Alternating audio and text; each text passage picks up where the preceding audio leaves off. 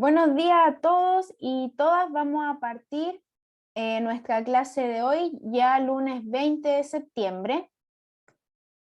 El día de hoy vamos a estar viendo el teorema del chino de los restos, pero antes de eso vamos a hacer algún ejercicio que nos va a ayudar a demostrar una parte de ese teorema.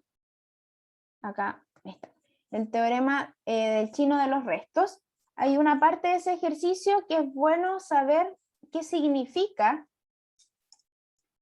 el producto de dos ideales, I por J. Entonces vamos a partir con ese problema primero. Como siempre, cualquier duda, consulta o pregunta la pueden ir haciendo por el micrófono o por el chat, pero no se queden con las dudas. Entonces el día de hoy vamos a hacer un ejercicio, de ahí vamos a ver ese teorema, y si alcanzamos vamos a hacer otros problemas más. El día miércoles vamos a hacer una clase solo de ejercicios. El día jueves es la prueba. Recordar que se tienen que inscribir en el aula virtual. Voy a mostrar eso al tiro, antes que se me olvide. Les voy a compartir inmediatamente el aula. Aquí está. A ver. Ahí está cargando. En la parte de evaluaciones, usted ya puede ver la nota del control 1. Puede ver su puntaje y recordar que al puntaje hay que sumarle 10 y así obtiene la nota. Yo más tarde voy a subir un PDF con las notas por si acaso, por si hay alguna duda. Aquí está la pauta del control. Acá están los que entregaron sus preguntas de desarrollo del control 1 en este espacio y no en el cuestionario. Y acá está la inscripción de grupos de la prueba 1. En este espacio deben inscribir su grupo de trabajo para la prueba. Puede ser de máximo 3 estudiantes, de igual o distinto paralelo. Pueden trabajar de manera individual, en parejas o en tríos. Ustedes eligen. Si quieren hacerlo de manera individual no hay ningún problema. Si quieren ser 2 tampoco, hasta 3, no más. De el mismo distinto paralelo. Y el plazo máximo para inscribirse es hoy. Si usted no está inscrito, yo no le voy a asignar qué prueba va a resolver. Por lo tanto, voy a poner un 1.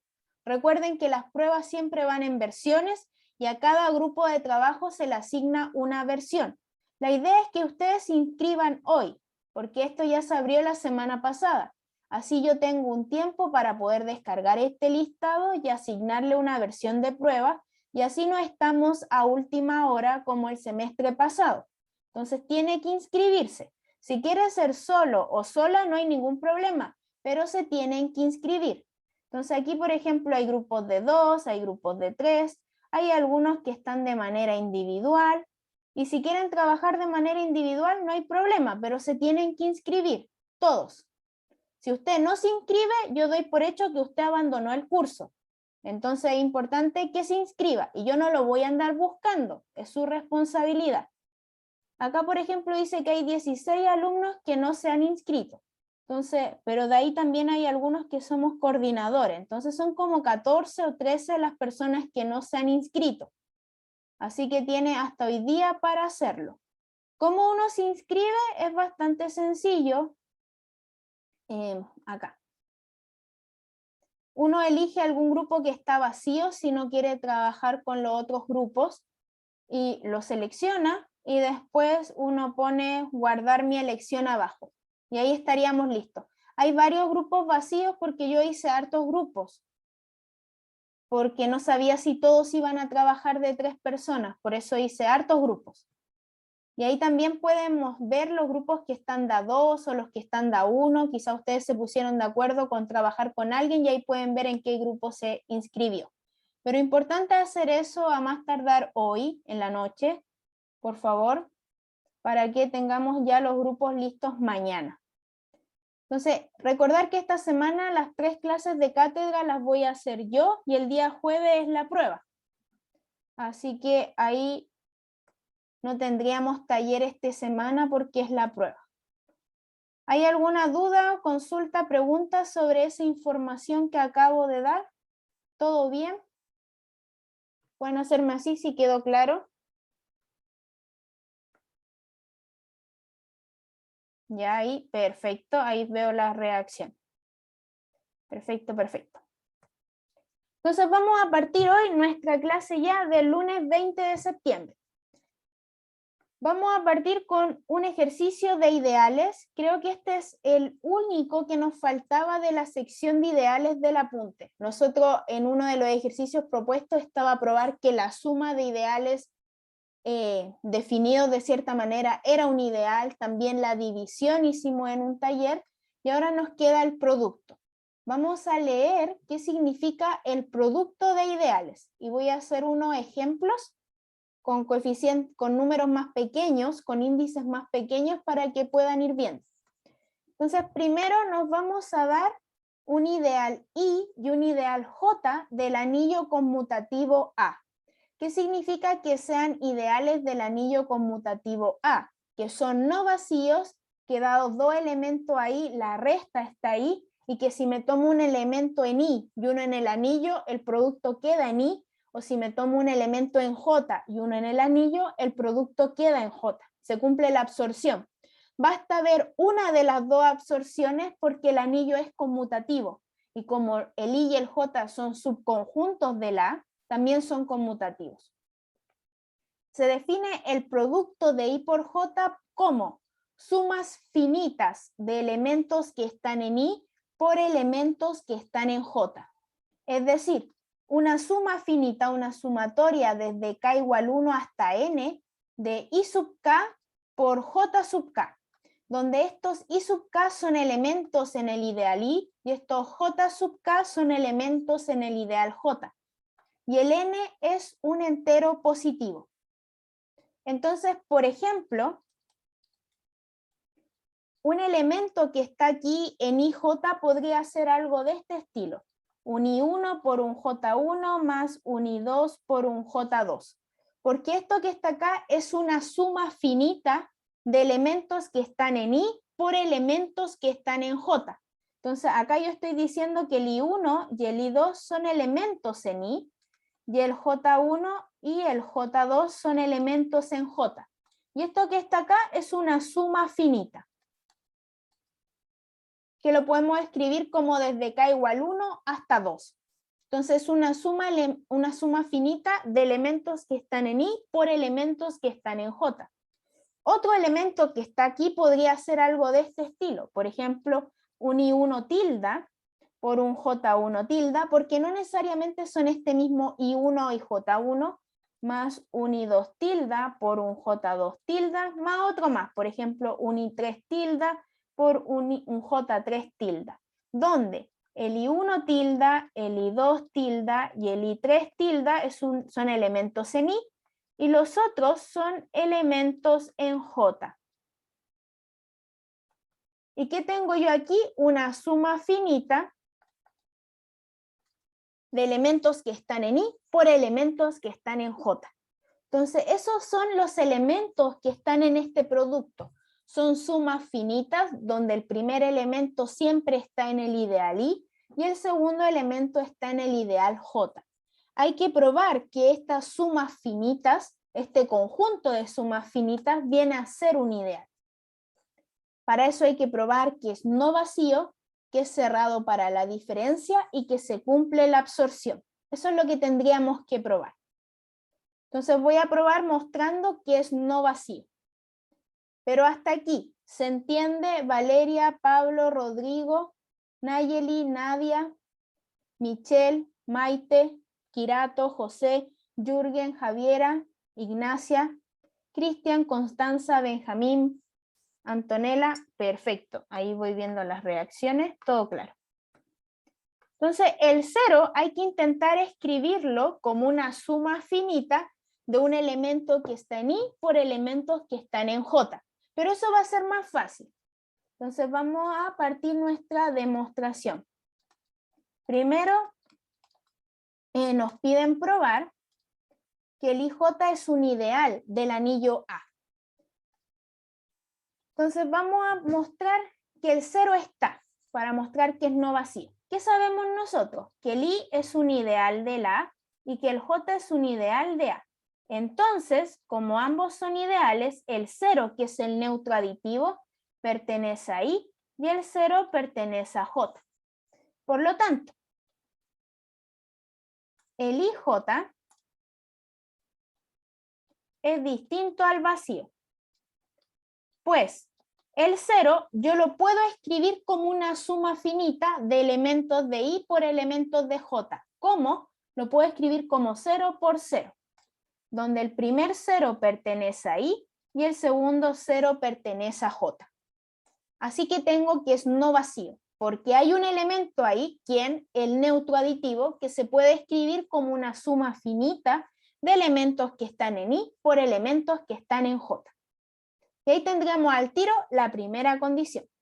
Voy a probar la tercera, la absorción, ya que esas dos son las más fáciles y de ahí voy a probar la de la resta. La resta no es difícil, solo que hay que poder escribirlo bien. Entonces, absorción. Me tengo que dar una suma finita, entonces sean desde k igual 1 hasta n y sub k, j sub k, un elemento que está en I por j, y A, un elemento en el anillo. Yo tengo que mostrar que el producto está en I por j. ¿Qué significa eso? Que el producto, que cuando yo multiplique ese producto, yo lo pueda escribir como una suma finita de elementos que están en I por elementos que están en j. Entonces voy a escribir el producto de estas dos cosas. Pero aquí voy a usar la propiedad de que este número, o este elemento, perdón, entra a la sumatoria. Entonces esto lo puedo escribir como la suma de k igual 1 hasta n y voy a asociar el A con el I sub k. ¿Qué es lo que pasa aquí? El I es un ideal de A. Por lo tanto, A por IK,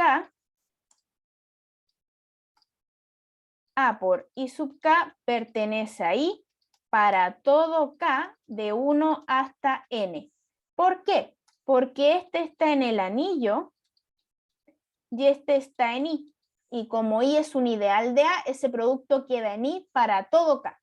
Por lo tanto, esto que está acá es una suma finita de elementos que están en I por elementos que están en J. Es por eso que viene a estar en I por J. Y basta con una absorción,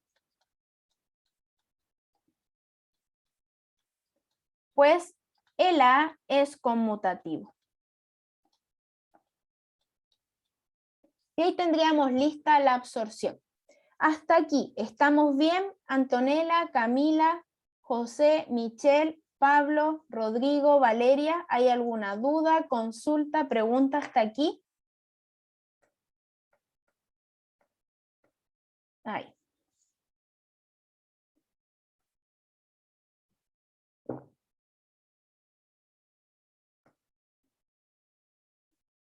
Y ahora vamos con la resta.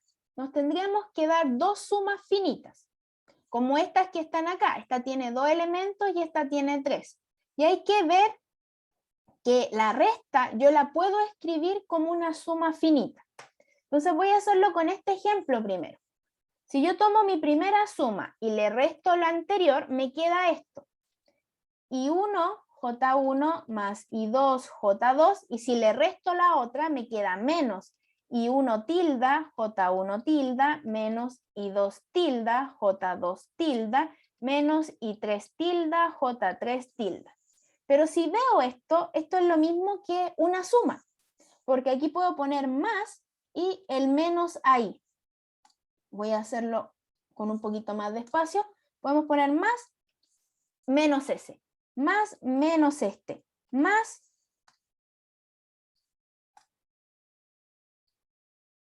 menos ese. Entonces ahí se ve como una suma de elementos que están en I por elementos que están en J.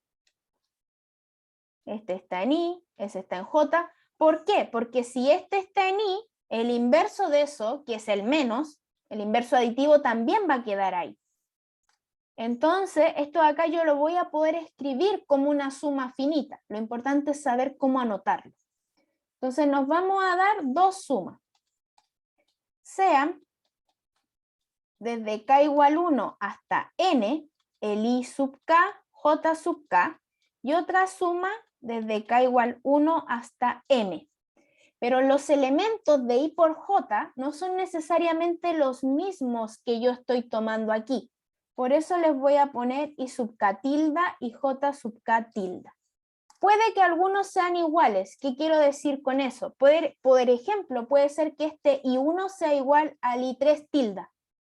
Pero les llamo distintos, uso notaciones distintas en ambas sumas para no entender siempre que estoy usando el i1, que es el mismo siempre para todas las sumas. Puede ser que una suma no contenga ese elemento del i, contenga otro.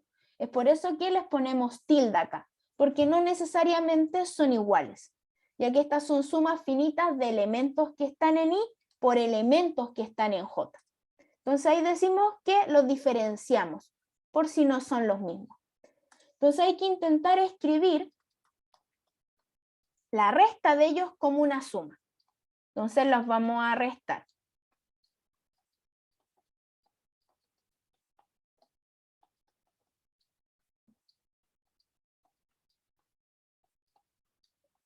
Y la idea es poder escribirlo como una sola suma. Entonces aquí, por ejemplo, yo tenía 2 elementos y aquí 3. Y si yo los resto, lo voy a escribir como una suma de 5 elementos. Acá esto lo voy a ver como una suma del total, que son 5. Puede que algunos se cancelen, no importa, pero lo voy a escribir como una suma de 5. Entonces aquí lo voy a escribir como la suma de k igual 1 hasta n más m. ¿Y qué es lo que yo quiero hacer? Quiero poner estos primeros, sumarle menos los otros. Entonces eso es lo que nosotros queremos hacer. Entonces va a ser la suma desde k igual 1 hasta n más m de ciertos términos.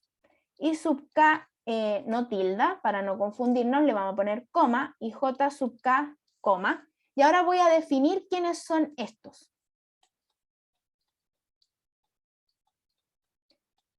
Entonces, primero quiero que vayan estos términos, cuando voy desde 1 hasta n, que es lo mismo acá. Cuando voy desde 1 hasta 2, quiero usar estos de acá. Y cuando voy desde 3 hasta 5, el contador, quiero que este aparezca, que aparezca este y que aparezca este, con el menos adelante.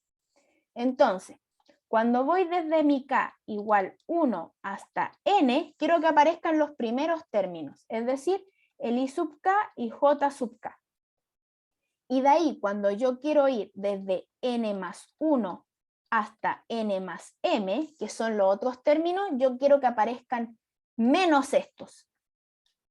Pero la idea ahí es saber cómo usar el k para que tenga sentido. Entonces, por ejemplo, ¿qué es lo que yo tengo acá? Quiero que mi tercer término de esta suma que tiene 5, primer término, segundo, tercero, cuarto y quinto, quiero que mi tercer término sea el primero de mi segunda suma. Quiero que mi cuarto término sea el segundo de mi segunda suma. Y quiero que el quinto término sea este tercero de mi segunda suma. Entonces ahí tienen que ir con un menos adelante. Entonces, ¿quiénes van a ser? Quiero que sean los i tilde, y acá al k le voy a tener que hacer algo, y aquí j tilde con k. Entonces yo quiero que cuando reemplace el n más 1 me dé el primero. Cuando reemplace el n más m me dé el último acá, el m. Entonces le voy a poner k menos n. Veamos si funciona.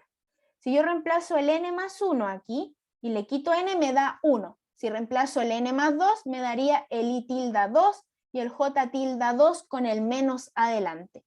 Y eso es lo que estábamos haciendo acá. Yo al 3, ¿qué le estoy haciendo para que aparezca este? Le estoy restando 2. Al 4, ¿qué le estoy haciendo para que aparezca este? Le voy a restar 2. Y al 5, ¿qué le estoy haciendo para que aparezca este tercer término? Le estoy restando el 2. ¿Qué está haciendo el 2 en la suma general? El n. Y este de acá viene a ser el n más m. Entonces así, de esa manera, este que está acá, la resta de esas dos sumas, lo podemos escribir como una sola suma. solo que la definimos por parte. Primero tomamos los n términos de la primera suma y después menos los otros m términos de la segunda suma. Hasta aquí. Antonella, Bárbara, Pablo, Valeria, Rodrigo, Jürgen, Javiera, Danae, Esteban, Constanza, Carlos, Benjamín. ¿Dudas, consultas, preguntas?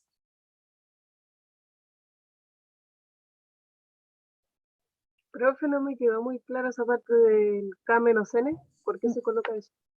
Porque tú quieres que desde el n más 1, porque hay que escribirlo como una sola sumatoria. Entonces, ¿cuál es la idea?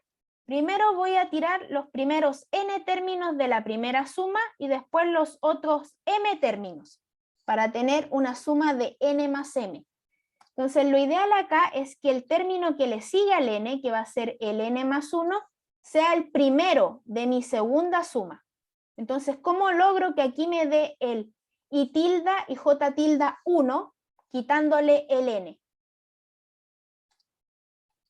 Entonces, si tú reemplazas n más 1 aquí en el k, te queda justamente el i tilde, j tilde, 1 y 1. Y así sucesivamente. Si reemplazamos el n más m, me va a quedar el i tilde y j tilde con m, que vendría a ser el último término. ¿Y por qué tengo que hacer eso? Porque el k es mi contador. Y el contador se mueve desde 1 hasta n más m, para poder juntar las dos sumas. Entonces, si yo al k le resto el n, voy a poder estar contando esta desde 1 hacia adelante. ¿Se entiende hasta ahí? ¿Dudas? Ahora sí, profe. Sí, Gracias. perfecto. Y ahí tendríamos así. Danae, Dime. disculpa, no me quedó claro. No me convencen los subíndices. ¿Por Reemplazamos. qué el I' y J' va a ser igual al I sub K, JK? ¿Qué pasa con el I tilde y con el K tilde cuando el K vale 1? Es que tú tienes acá una nueva suma que va desde 1 hasta n más m de estos coeficientes. Y estos son los coeficientes que tú estás definiendo según el valor del k. Entonces, ¿qué es lo que nosotros queremos? Que Disculpa, pero cuando K vale 1, te queda quedaría I sub, ¿pero por qué? ¿Y dónde quedó el I tilde y J tilde cuando K vale Eso 1? eso los pones después. ¿Cuál es la idea acá? Que tú esta resta la puedas escribir como una sola suma. Entonces, como tú no sabes cuáles son los términos que se van a quedar o cancelar o poder factorizar, lo mejor es ponerlo en una sola suma general, desde 1 hasta n más m. Entonces, ¿qué es lo que uno está teniendo acá? Estamos haciendo lo siguiente. Queremos dejarlo escrito así. I1J1 hasta el INJN más menos I1 tilde J tilde 1 más menos I2 tilde J2 tilde hasta el último, menos I tilde M J tilde M, donde estos que están acá son la primera sumatoria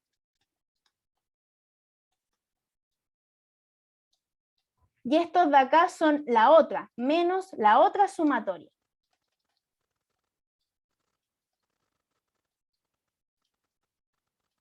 Y tú la idea es que lo escribas como una sola suma. Y aquí tú los puedes ver como una sola suma, porque están todos sumándose y estos de acá son elementos que están en I y elementos que están en J. Hasta ahí, ¿se entiende? No me entendiste la pregunta, pero no importa, lo tuyo solo después lo maduro, ¿ok? No me entendiste la pregunta. Pero repítame la pregunta. Es que es explícito, te lo acabo de decir. ¿Qué pasó? Me devuelve de la página anterior. ¿Qué pasa cuando K vale 1? Cuando K vale 1, I sub tienes el K, primer término.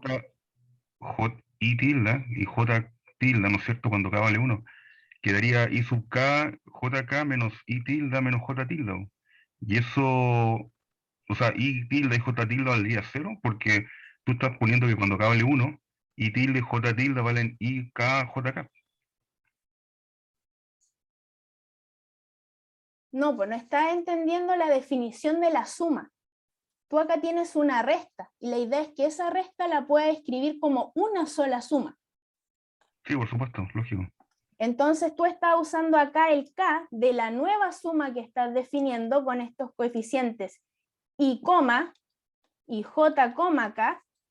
Estás tomando el K desde 1 hasta N para tomar estos que están acá, y de ahí tienes que seguir con el K. El K no puede volver a valer 1, porque la suma que estás definiendo es desde 1 hasta N más M, porque esa es la cantidad de términos en total que tú tienes. N más M términos. Entonces acá el K tiene que seguir corriendo, no puede volver a valer 1. Entonces tiene que valer N más 1 hasta N más M. Pero ahí es donde tú quieres usar los I tilde. Desde la segunda tanda, del N más 1 hasta el N más M. Entonces, ¿cómo yo lo hago? Estos coeficientes que tengo acá, en función del K que está corriendo. No puede volver a valer 1, porque la sumatoria está avanzando. Entonces, ¿qué es lo que hacemos? K menos N. Disculpe, la segunda sumatoria acá parte de 1. ¿No debería partir de N más 1 entonces? Es que tú acá tienes la resta de las dos sumas y las estás escribiendo como una nueva suma. Ok, no, hay algo que no estoy entendiendo, entonces hay que leerlo bien. No, disculpa, Sí. de nada, que hace perder más tiempo. Entonces, eso es lo importante. Acá con el ejemplo, la idea es que repase el ejemplo que está acá. Tú tienes 2 y 3 términos. Entonces, si tengo 2 y 3, los voy a escribir como una suma de 1 hasta 5. Entonces, la idea es que el tercer término que a ti te aparezca es el primero de la segunda suma.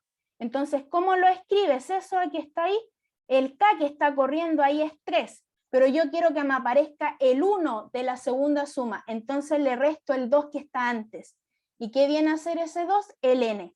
Es por eso que la segunda suma corre de N más 1 hasta N más M, donde este vendría a ser el 2 más 1, hasta el 2 más 3, que sería 5, y estos de aquí tienen que ser K menos 2, y así la suma va avanzando.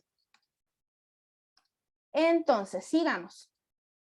Ahí ya tenemos la primera parte, que el I por J es un ideal de A. Cumple que es no vacío, la absorción y además que es cerrado para la diferencia. Ahora nos falta demostrar la segunda parte, que el I por J es un subconjunto de la intersección. Y eso de ahí sale al tiro. ¿Cómo yo pruebo que algo está en la intersección? Que el I por J está contenido en I inter J, probando que está en I y probando que está en J. Si yo pruebo que dado un elemento que está acá, está en I y está en J, entonces va a estar en la intersección. Y eso de ahí sale al tiro. ¿Por qué? Sea, nos damos una suma finita de K igual 1 hasta N, de I sub K por J sub K, un elemento que está en I por J. ¿Y qué tenemos aquí? La idea es mostrar que está en I. Y aquí usamos que el I y el J son ideales. ¿Cómo? I es un ideal de A y estos J sub K pertenecen a A para todo K de 1 hasta N por absorción. Este I sub K por J sub K va a estar en I. Luego, la suma pertenecerá a I. Pertenecerá a I. Entonces, ¿qué tenemos aquí? Estos I sub K están en I, pero el I es un ideal de A. Y estos J sub K están en el anillo. Por lo tanto, cuando yo multiplico a alguien de I por alguien del anillo, ese producto siempre queda en I. Entonces, I sub K por J sub K pertenece a I para todo K de 1 hasta N. Y luego, la suma de elementos que están en I va a pertenecer a I. ¿Qué estamos diciendo ahí? Es decir, que esta suma de K igual 1 hasta N de I sub K, J sub K, pertenece a I por J. Y ahora hay que hacer el otro, que es lo mismo. ¿Cómo? J es un ideal del anillo A y los I sub K pertenecen a I, que es un subconjunto de A, entonces estos I sub K están en A, por absorción, todos estos I sub K y J sub K van a estar en J para todo K de 1 hasta N. Y luego la suma de elementos que están en J va a estar en J. Dígame, Jürgen. Hola, profe, ¿cómo está? Bien. En la parte donde puso que las primeras sumatorias están I más J, ¿no debería ser que está solo en I? Pero dije ahí que está en I. No, pero la de que viene Ah, ya, después. sí, ahí sí, toda la razón. Ahí está en I, sí, correcto. Ahí se me pasó. Muchas gracias. Entonces, ahora, ¿qué tendríamos acá? Lo mismo. Tenemos que el J es un ideal del anillo. Los JK están en J por estos I sub K que están en el anillo A, porque si están en I, están en A. El producto va a estar en J y luego la suma de elementos en J está en J. Es decir, que toda esta sumatoria va a pertenecer a J. Y si esto está en I y está en J, va a estar en la intersección.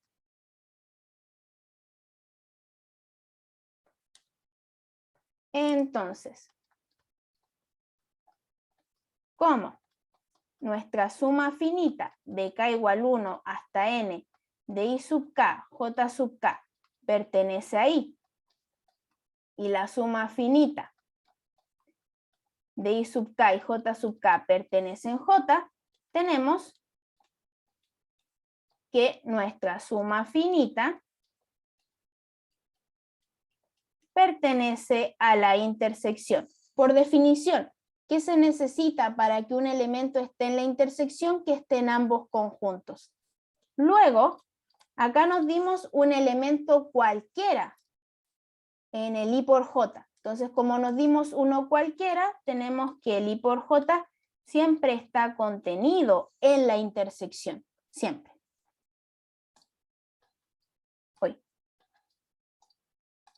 Entonces lo vamos a repetir por las dudas que tenemos acá. Tenemos que usar que el I y el J son ideales. Entonces, ¿cuál es la estrategia? Nos damos un elemento acá en el producto y mostramos que está en I y además que está en J. Y como está en ambos, va a estar en la intersección. Entonces nos dimos una suma. ¿Qué es lo que pasa aquí? Como estos elementos están en el ideal I y estos están en J, que están en el anillo, el producto va a quedar en I.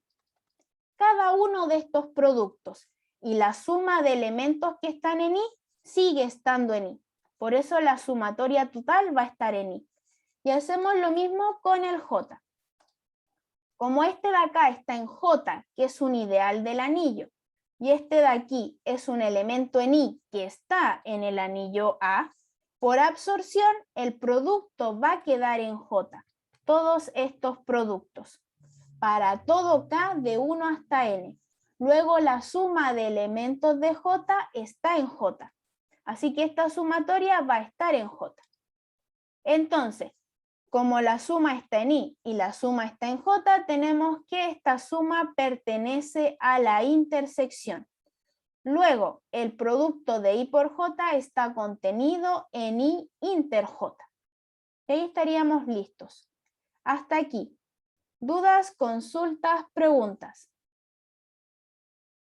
Antonella, Bárbara, Camila, Constanza, Danae, Esteban, Deney, Nadia, Pablo, Valeria, Sofía, ¿todo bien hasta aquí?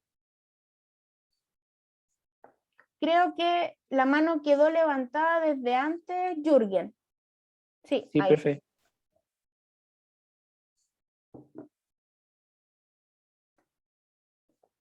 Todo bien, perfecto. Entonces vamos viendo aquí.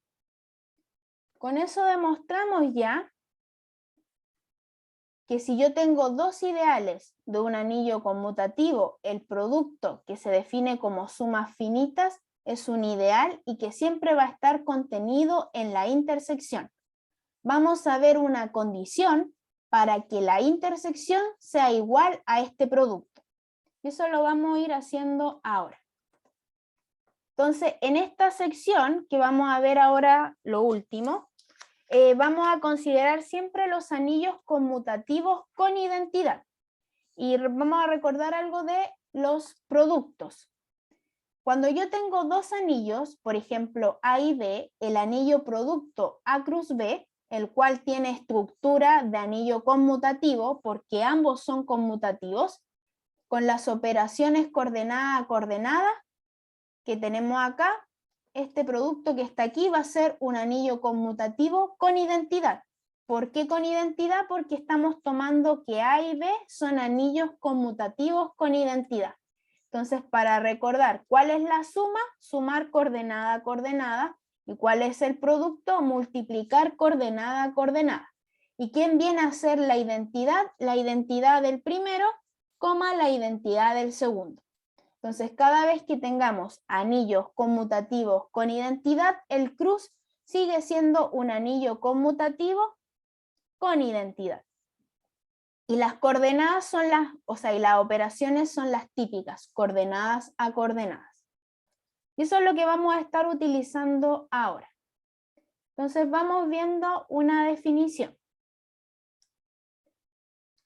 Vamos a decir que los ideales I y J de un anillo A se dicen coprimos o también se le llama comaximales.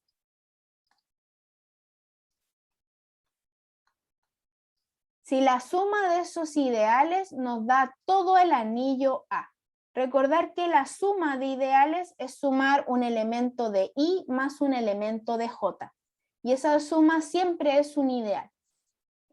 Entonces, por ejemplo, si nosotros consideramos el anillo de los números enteros Z, los ideales 2Z y 3Z son ideales coprimos. ¿Por qué? Su suma nos va a dar todo el anillo Z. Si yo aquí tengo 2Z y aquí tengo 3Z, donde la definición de este conjunto son los 2T más 3Z, o sea, más 3S, perdón, con T y S en Z, tenemos lo siguiente. ¿Qué es lo que ocurre acá? Primero, 2Z más 3Z es un ideal de Z, porque siempre la suma de ideales es un ideal. Y además, el 1 está en esta suma. Notar, por ejemplo, que el 1 pertenece a 2Z más 3Z. Pues, el 1 yo lo puedo escribir como 2 por 2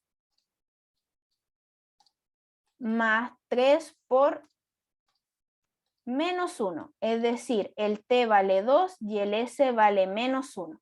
Ahí me queda 4 menos 3, eso nos da 1. Entonces, ¿qué es lo que ocurre aquí? Tengo que el 1 pertenece a 2Z más 3Z. Y cada vez que yo tengo que un ideal tiene al 1, entonces como 2Z más 3Z es un ideal de Z y contiene al 1, por propiedad, por un ejercicio que hicimos, cada vez que yo tenga un ideal que contiene al neutro multiplicativo, tenemos que 2Z más 3Z vendría a ser todo el anillo. Es por eso que nosotros tenemos aquí que 2Z y 3Z son coprimos, porque su suma nos da todo el anillo de los enteros. ¿Y cómo mostramos que nos da todo el anillo de los enteros? Mostrando que el 1 está ahí. Y esto de acá se puede generalizar. Por ejemplo, cada vez que yo tome un ideal que sea en vez del 2 y el 3, ¿qué relación tienen ellos? Que son primos relativos. Es decir, que su máximo común divisor es 1. Entonces, cada vez que yo tome dos números que su máximo común divisor sea 1, nosotros vamos a poder probar que el 1 está en esa suma, y al tener el 1 ahí va a ser todo Z, la suma de esos dos ideales. Es decir, que esos dos ideales van a ser coprimos. Y eso lo vamos a anotar al tiro. Hasta aquí, ¿está claro? ¿Hay alguna duda, consulta, pregunta? Se entiende que el 2z más el 3z nos dan todos los enteros, es decir que 2z y 3z son ideales coprimos.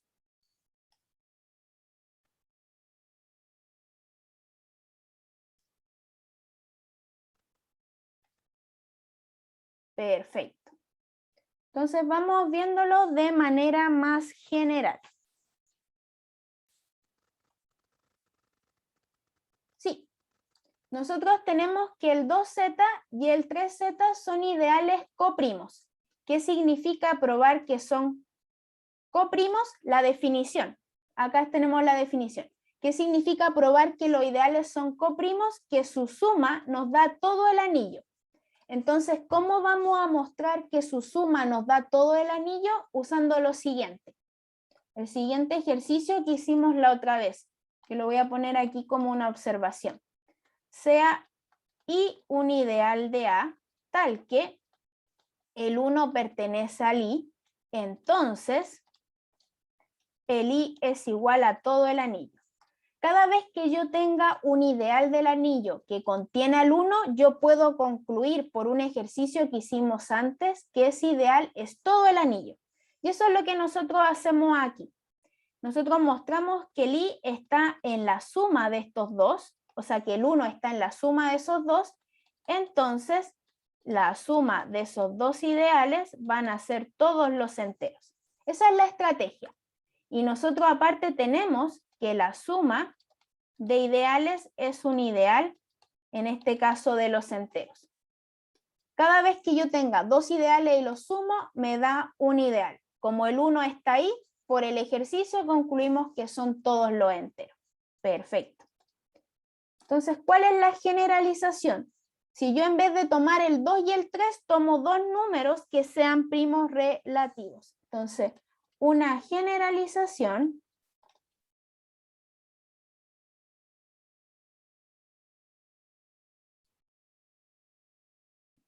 ahí sí que se me pegó el PowerPoint.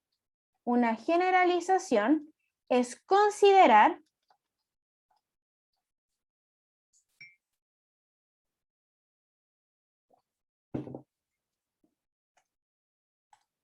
ahí sí, es considerar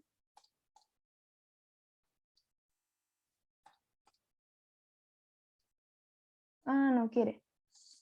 Lo vamos a guardar. Y lo vamos a volver a abrir.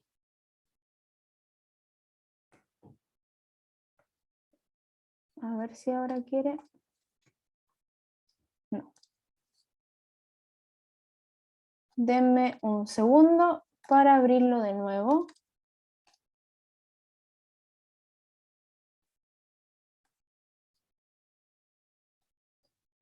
Ahí sí. Aquí estamos. Ahí. Entonces, una generalización es considerar N y M primos relativos. ¿Qué significa eso? Es decir, que su máximo común divisor es 1.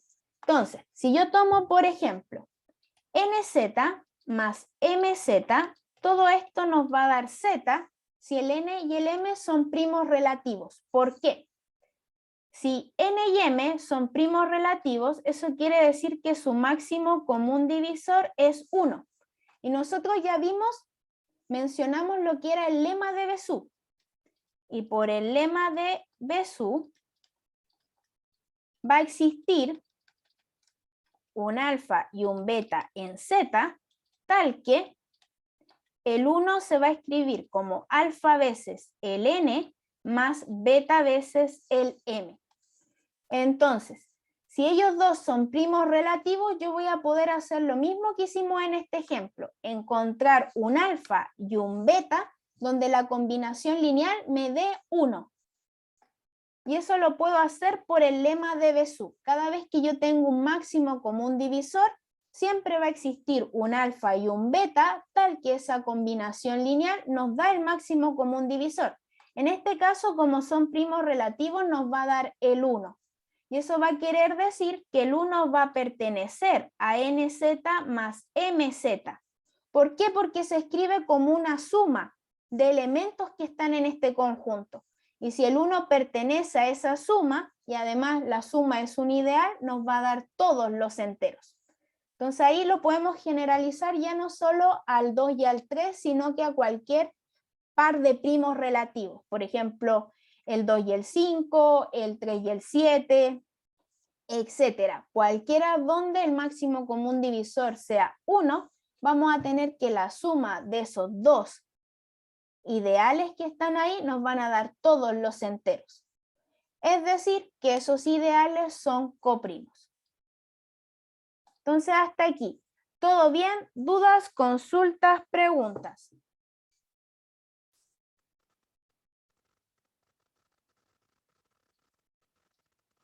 Perfecto. Entonces, vamos viendo lo siguiente. Vamos a llegar ya al teorema del chino de los restos. Tenemos aquí dos ideales del anillo A. La función definida por phi de A hacia un cruz, donde vamos de A hacia A sobre I, cruz A sobre J, definida por, tomo un A y lo llevo a su respectiva clase en la primera coordenada y a su respectiva clase en la segunda coordenada, es un homomorfismo de anillos donde el kernel es la intersección de los ideales. Vamos a hacer esa demostración primero. Y de ahí vamos a hacer la segunda parte, que es esta que está acá. Entonces, voy a probar que esta función que está definida de esta manera es un homomorfismo de anillos.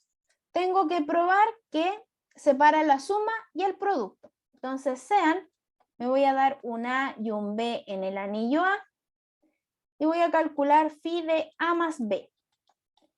Phi de A más B por definición va a ser A más B más I, coma, A más B más J. Pero ahí ya voy a estar en el cociente en cada coordenada. Y A más B más I yo lo puedo escribir como A más I más B más I, por suma de clases. Y A más B más J es lo mismo que escribir A más J más B más J.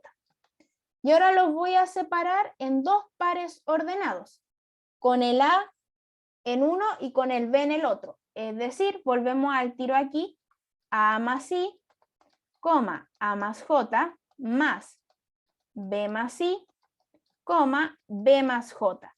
Y esto que está acá es phi de A, y esto que está acá es phi de B. Y ahí estaríamos listos. Mostramos que separa la suma. Que separa el producto es muy similar. Entonces, nos dimos la suma y lo llevamos a su respectiva clase. ¿Qué significa eso? Llevarlo a sumarle el ideal y sumarle el ideal en la segunda coordenada. Después, A más B más el ideal es lo mismo que escribir A más I más B más I. Y A más B más el ideal J es lo mismo que escribir A más J más B más J. Separamos los pares ordenados usando este y este en el primer par y este en el segundo par. Y ahí tendríamos que nos da phi de A más phi de B. Con el producto es lo mismo. Esto lo llevamos a A más B más I, coma, A más B más J. A más B más I es lo mismo que escribir A más I por B más I. Ese es el producto de clases. Y A más B, o sea, A por B más J es lo mismo que A más J por B más J. Por el producto de clases. Y ahora los separo. Esto es lo mismo que tener A más I, coma, A más J por B más I, coma, B más J. Y ahora este de acá viene a ser phi de A por phi de B. Por lo tanto, phi es un homomorfismo. Y eso nos salió bastante fácil. Hasta aquí. ¿Todo bien? ¿Se entiende? Valeria, Pablo, Jürgen, Nadia, Kirato, José, Antonella, Benjamín. ¿Alguien se perdió? ¿Alguna duda, consulta, pregunta hasta aquí? Sí, todo bien. Ahora vamos a calcular el kernel. Qué importante siempre en el kernel identificar el neutro. ¿Quién es el neutro aditivo de un cruz? Voy a volver a la diapo donde estábamos hablando de los cruz. El neutro siempre viene a ser el neutro de la A, coma, el neutro del B, este neutro aditivo. Pero yo aquí estoy tomando A sobre I, cruz A sobre J. Y el neutro de A sobre I es I, y el neutro de A sobre J es J. Recordar que el neutro de un cociente siempre es el ideal, el que está aquí abajo. Y el neutro de este otro va a ser su ideal, es decir, el J. Entonces ahora vamos a hablar del kernel. ¿Quién es el kernel de esta función phi? Son todos los A en el anillo, tal que cuando yo le aplico, es la otra, esta de acá, tal que cuando yo le aplico la función nos da el neutro.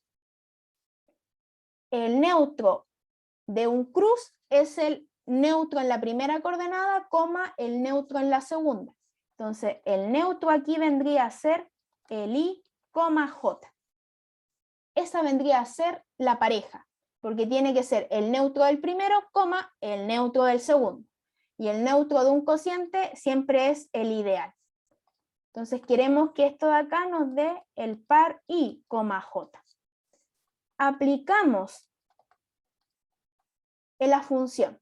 Nos queda A más I, A más J igual a I, J. Dos pares ordenados son iguales si los son coordenadas a coordenadas. Es decir, que A más I tiene que ser igual a I y además A más J tiene que ser igual a J. Y eso ya lo hemos hablado. ¿Qué significa que A más I sea igual a I? No que el A vale 0, sino que el A pertenece al I. ¿Y qué significa que el A más J es igual al J? Que el A pertenece a J. Entonces, ¿qué llegué aquí? A que el A tiene que estar en I, y además tiene que estar en J. Entonces, eso significa que el A pertenece a la intersección. Por lo tanto, el kernel viene a ser la intersección de esos dos ideales.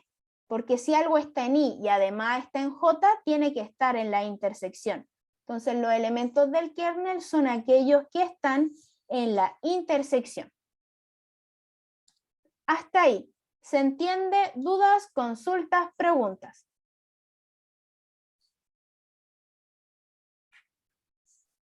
¿Todo bien hasta aquí? ¿Alguien se perdió? Perfecto. Entonces vamos con la segunda parte. Si los ideales I y J son coprimos, ¿qué significaba eso? Que A era igual a I más J. Tenemos lo siguiente. Entonces, phi es un epimorfismo de anillos con el kernel igual a I por J y se tiene que A cocientado por el I por J es isomorfo a A sobre I cruz A sobre J. Entonces, ¿qué es lo que nosotros podemos concluir de la primera parte? Si yo quisiera usar el primer teorema. Por el primer teorema tenemos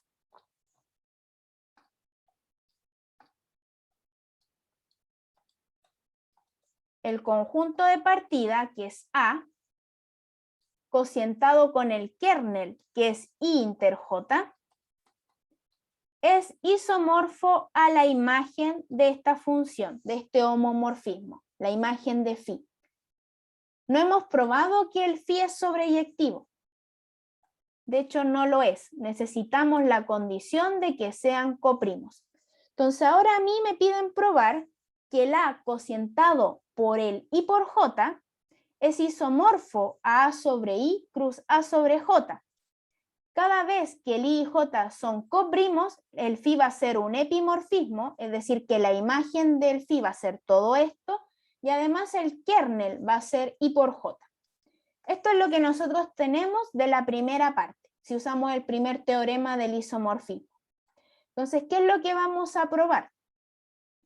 Ahora debemos probar que si el I y el J son coprimos, es decir, que su suma nos da todo A, hay que mostrar que la phi es epiyectiva, para que aquí en la parte de la imagen me quede A sobre I cruz A sobre J, y además que la intersección es todo I por J. Entonces vamos a hacer esa parte. Para probar epiyectividad voy a buscar una preimagen. Entonces me voy a dar un elemento aquí, en A sobre I cruz A sobre J. Entonces, sea un elemento ahí, que lo voy a llamar de esta manera, A1 más I, A2 más J, un elemento en A sobre I, cruz A sobre J. ¿Qué es importante acá? Yo no puedo usar el mismo A, porque aquí son cualquiera de este cociente y aquí también. Entonces no puedo limitarme a los que son con el mismo A. Ahí estaría tomando siempre parejas que contengan el mismo A y le cambio ahí la clase. Entonces si quiero darme un elemento cualquiera aquí, tengo que usar dos coordenadas distintas. Como cuando nosotros, por ejemplo, hablamos de Z cruz Z, los elementos que están acá son los n, m. Es decir, está el 1,2, el 2,3, el 1,1. Están los que sus dos coordenadas son iguales, pero también todos los que sus dos coordenadas son distintas. Entonces, si me quiero dar un elemento cualquiera, tengo que darme uno con A distintos. No puedo usar el mismo A. Por eso probar la sobreyectividad es más complejo, porque me tengo que dar un A1 y un A2 distintos. Entonces me doy un elemento ahí. ¿Qué es lo que nosotros sabemos? Sabemos que I y J son coprimos. ¿Qué significa eso? Que A es igual a I más J. Hemos estado usando en toda esta sección, por lo que habíamos dicho antes, que el A iba a ser un anillo conmutativo y además con identidad, en toda la sección. En toda esta sección vamos a trabajar con anillos conmutativos con identidad. Entonces, sabemos que el I y el J son coprimos, es decir, que esta igualdad es verdadera. Como el 1 pertenece al A, entonces, como el A es un anillo conmutativo con identidad, porque así lo hemos estado trabajando en toda esta sección, como el 1 está ahí, yo puedo encontrar dos elementos aquí que su suma nos dé el 1. Entonces, como el 1 está en A, entonces existen un X sub 0 y un Y sub 0, donde el X sub 0 está en I y el Y sub 0 está en J, tales que el 1 se escribe como esa suma. ¿Por qué? Todo elemento que está acá se va a escribir como una suma de un elemento en I y un elemento en J, porque son dos conjuntos iguales. Como el 1 está en A, se va a escribir como un elemento de I más un elemento de J. Entonces tenemos esta igualdad, que el 1 se escribe como un X0 más un Y0. Entonces ahora vamos a considerar el siguiente elemento. Consideremos el elemento A2X0 más A1Y0, un elemento en A. ¿Por qué este elemento está en A? Porque este está en A, porque es A2 más J, entonces está en A. Este de aquí está en I, pero el I es un subconjunto del A. El A1 está en A y el I0 está en J, que es un subconjunto de A. Entonces estos productos y sumas van a estar en el anillo A. Y si yo le aplico el phi a este elemento, me va a dar justamente el que yo tengo aquí. Y vamos a hacer la prueba. Entonces, consideremos ese elemento en el anillo A. Apliquémosle la función. Phi de A2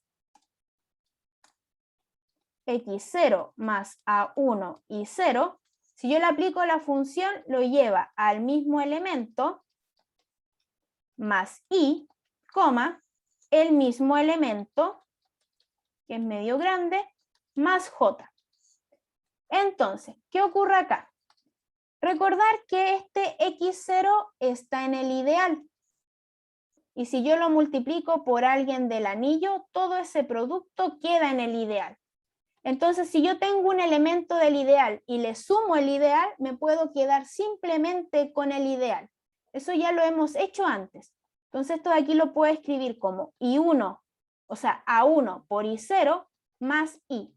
Porque todo este está en I, y si yo le sumo el ideal, lo voy a escribir simplemente como el ideal. Y voy a hacer algo similar en la segunda coordenada. Este I0 está en J. Este A1 está en el anillo, por lo tanto todo el producto está en J.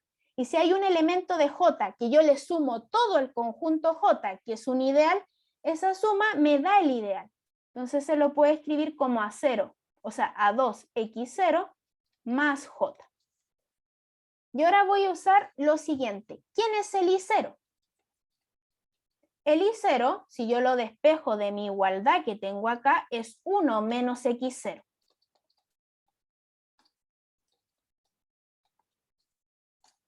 Y el X0 que yo tengo acá, si lo despejo de mi igualdad, es 1 menos I0. Si distribuimos acá, nos queda A1 menos A1X0 más I. Y acá A2 menos A2 por I0 más J. Y aquí usamos lo mismo de antes. El X0 está en I.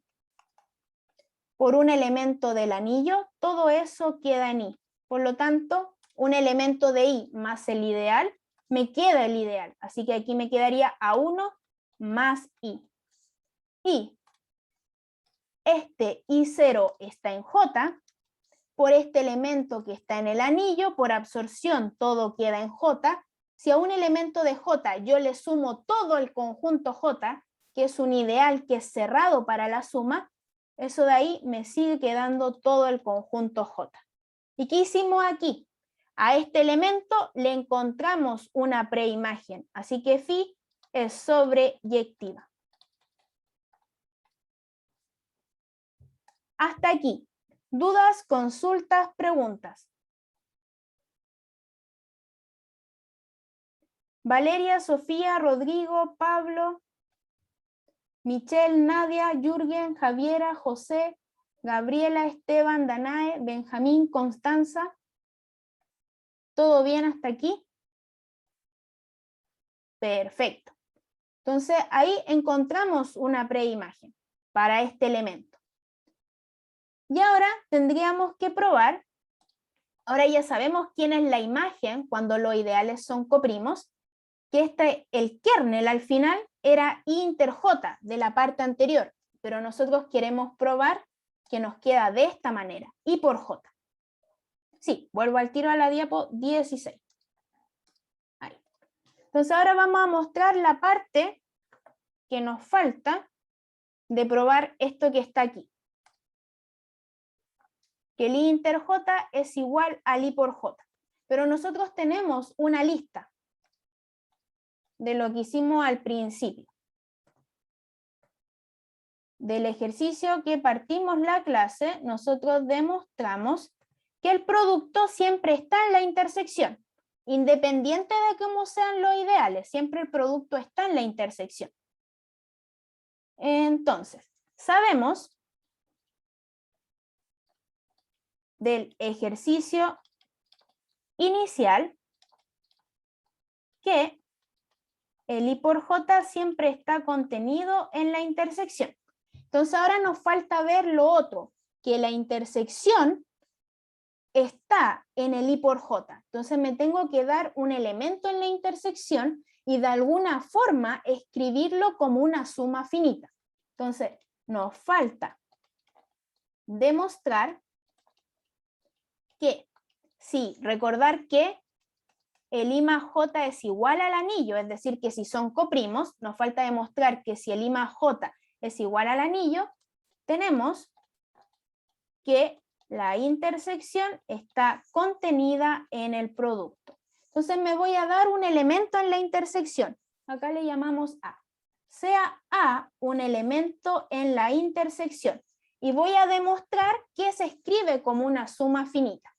Entonces sea A un elemento en la intersección. Sabemos que el 1 se escribe como x0 más y0, donde el x0 pertenece al i y el i0 pertenece a j. Entonces el a, yo lo puedo escribir siempre como a por 1. Pero ¿quién es el 1? Es este x0 más y0. Y eso lo puedo escribir como a por x0 más a por y0. Entonces la idea, acá ya tengo una suma finita, es dejarlo como un elemento de i por un elemento de j. Entonces lo voy a dejar así, x0 por a más a por y0. ¿Por qué? El x0 está en i y el a, como está en la intersección, porque ahí lo dimos, está en j.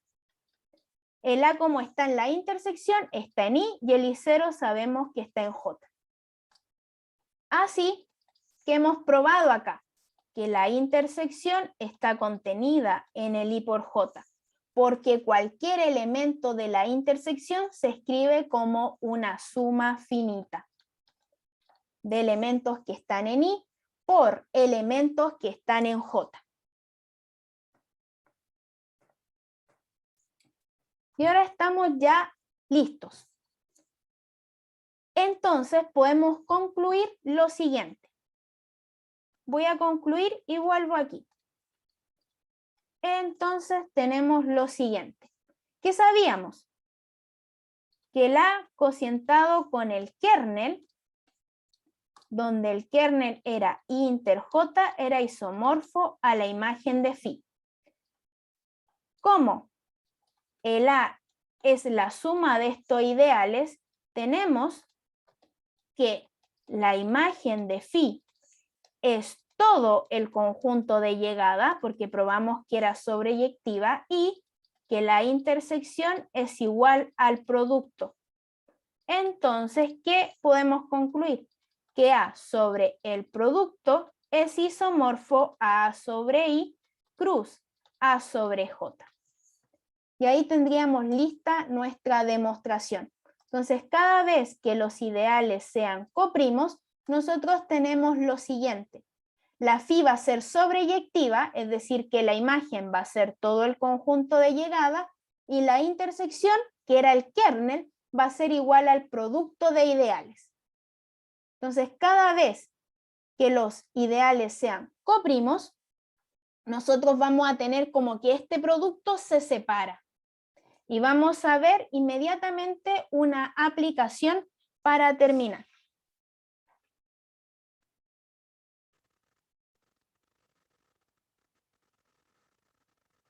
Entonces voy a hacer aquí la aplicación.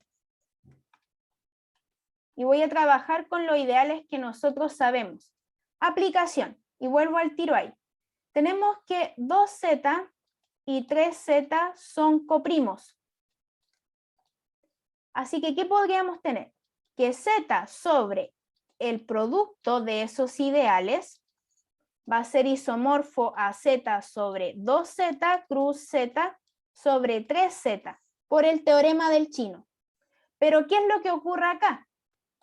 El producto viene a ser igual a la intersección porque son coprimos. Y pregunta, acá tengo todos los múltiplos de 2 y acá todos los múltiplos de 3. ¿Cuál vendría a ser su intersección? ¿Cuáles son los elementos que tienen en común? Si tengo todos los múltiplos de 2 y los múltiplos de 3, ¿en quiénes coinciden? ¿En los múltiplos de qué cosa? Ya, coinciden en el 0, pero tienen más en común. Los múltiplos del mínimo común múltiplo entre 2 y 3. Muy bien, en el mínimo común múltiplo entre el 2 y el 3, es decir, en el 6z. Entonces, ¿qué tenemos aquí? Z sobre este producto de ideales, como los ideales son coprimos, es igual a la intersección. Y la intersección de los múltiplos de 2 con los múltiplos de 3 son los múltiplos de 6. Ahí es donde coinciden. Por lo tanto, ¿qué ocurre acá? Z sobre 6Z va a ser isomorfo a partirlo, como Z sobre 2Z cruz Z sobre 3Z.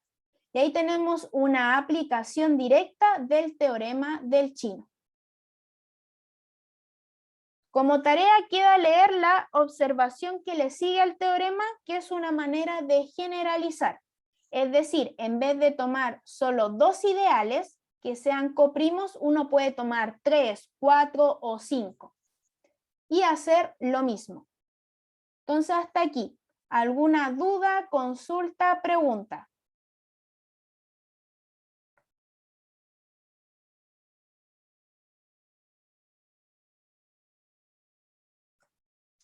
Así que nos vemos ya el día miércoles. Ahí vamos a hacer solo ejercicios para la prueba del día jueves. Recordar inscribirse en el aula virtual. Puede ser de manera individual, en parejas o en grupos de 3, del mismo o distinto paralelo. Así que nos vemos el miércoles. Cualquier duda me escriben y que estén muy bien.